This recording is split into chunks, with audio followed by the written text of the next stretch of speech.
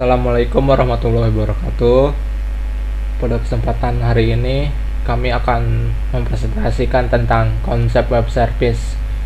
Nama kelompok kami yaitu ada saya sendiri, Hafid Japal Prayogo, dan ada Bagus Hafiz Al-Fatah, dan ada Sinta Mustika Rahayu, dan ada Fitri Setia Ramadhani. Pengertian konsep web service. Konsep web service sendiri pertama kali dikenal oleh Hewlett Packard Speak pada tahun 1999 sebagai penyedia layanan internet. Lalu, Microsoft memperkenalkan layanan ini setahun setelahnya.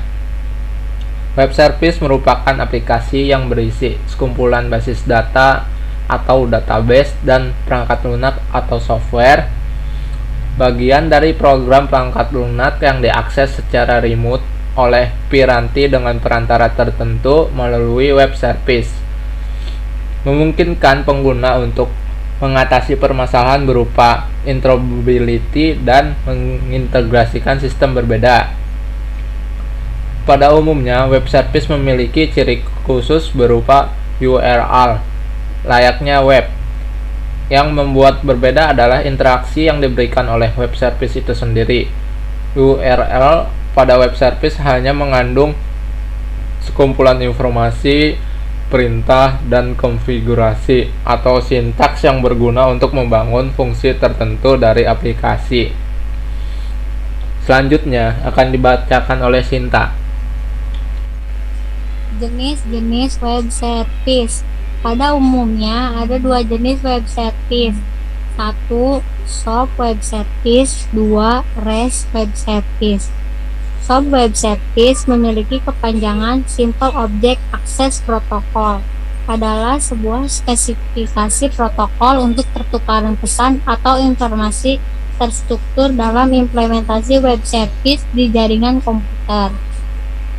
SOAP menggunakan Extensible Markup Language (XML) sebagai format pesannya, dan biasanya bergantung pada protokol layer aplikasi lainnya, terutama Hypertext Transfer Protocol atau HTTP, dan Simple Mail Transfer Protocol atau juga SMTP untuk transmisi dan negosiasi pesan.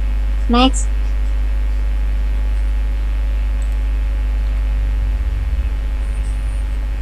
Yang kedua, representational state transfer adalah sebuah arsitektur software untuk sistem terdistribusi semisal web. REST telah berkembang sebagai model desain web service yang dominan saat ini. Istilah representational state transfer dikenal dalam didefinisikan pada tahun 2000 oleh Roy Fielding dalam desertasi doktoralnya. Beliau merupakan salah satu penulis utama spesifikasi HTTP versi 1.0 dan 1.1.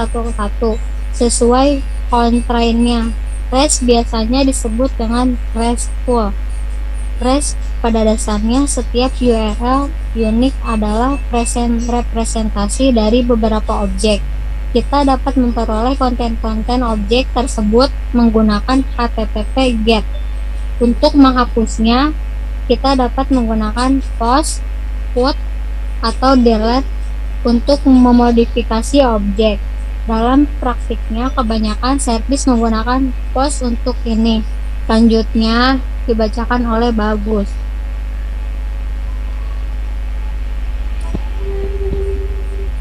Selanjutnya yaitu kelebihan dan kekurangan web service. Kelebihan SOAP web service yaitu bahasa, platform, dan transport agnostik. Yang kedua, dirancang untuk menangani lingkungan komputasi terdistribusi. Yang ketiga, merupakan standar yang berlaku untuk web service sehingga mempunyai performa yang lebih baik dari standar yang lainnya seperti USDL dan WS. Dan tools dari berbagai vendor. Yang keempat, built-in error handling atau FOH. Yang kelima, ada extensibility Kemudian kelemahan SOAP web service yang pertama yaitu secara konseptual lebih sulit, lebih heavyweight dibanding REST. Yang kedua, verbose membutuhkan lebih banyak pernyataan atau kode program. Yang ketiga, sulit untuk dikembangkan, membutuhkan tools. Next.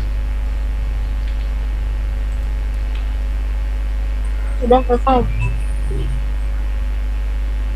Kemudian keuntungan REST web service yang pertama satu, bahasa dan platform agnostik.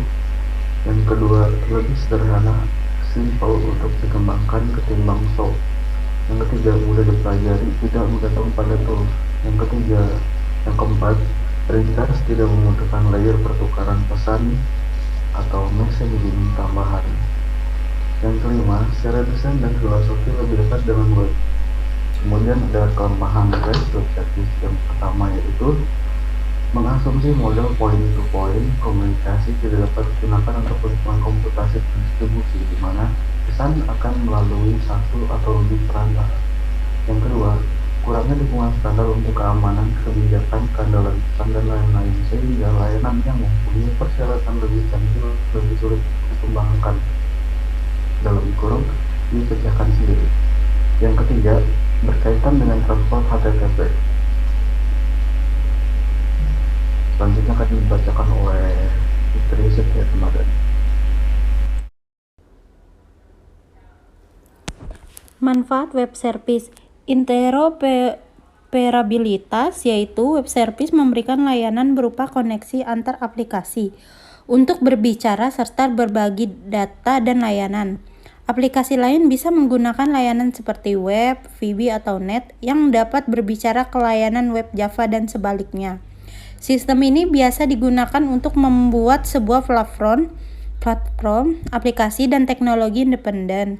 Interoperabilitas sendiri memiliki definisi berupa kapabilitas dari sebuah sistem yang antarmukanya diungkapkan sepenuhnya untuk berinteraksi dan berfungsi dengan produk atau sistem lain, kini atau di masa mendatang, tanpa batasan akses dan implementasi.